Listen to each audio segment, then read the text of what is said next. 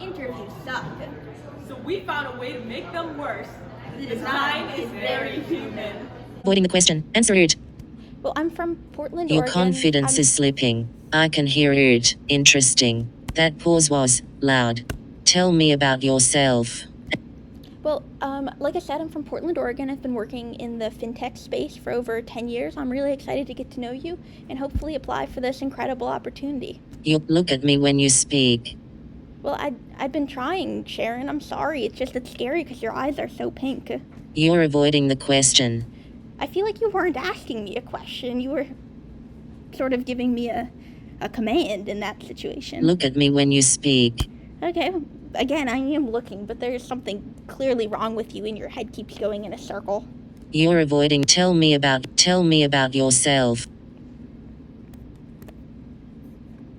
Look at me when you speak. Hi, so I'm going to be going over the code for the API. Over here, we have the .env file, which is where we embedded all the API keys. And what I found out was that 11 Labs actually did not allow me to use their API key for text-to-speech for free, Do you even want this job? which I initially thought was allowed. So I'm just going to do a quick walkthrough of my code for that. And it actually worked because it showed error 402, which translated to me not having enough credits. And next up, we've got the actual embedding. So in the .env file, we put the addresses of the API keys and the voice ID for 11 Labs, but for Gemini, I just put my Gemini API key, and then I set it to localhost address, and that localhost address actually shows up in sharing client, which is where we say the line. So all I did was const API base. Meet Sharon White.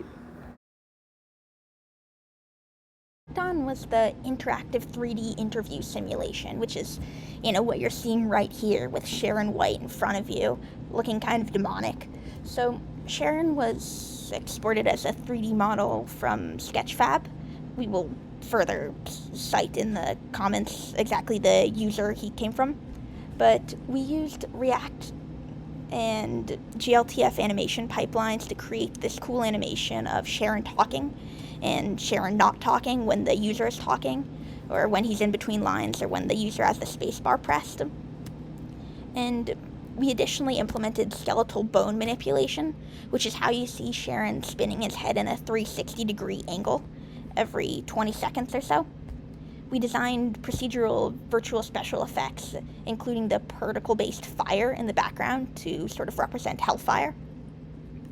And we engineered the state-driven evil mode, which is what you're seeing here, where Sharon starts to do the head spin and starts to get the eerie pink light in his eyes, and we see the fire in the background. And we just really want to hammer in the horror of the interview experience that we are trying to give the user in this game.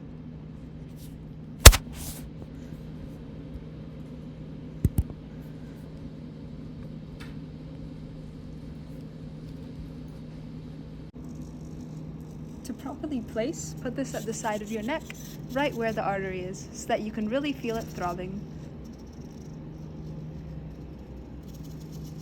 This will ensure that not only can you feel your pulse go up, we can actually control how your pulse goes up.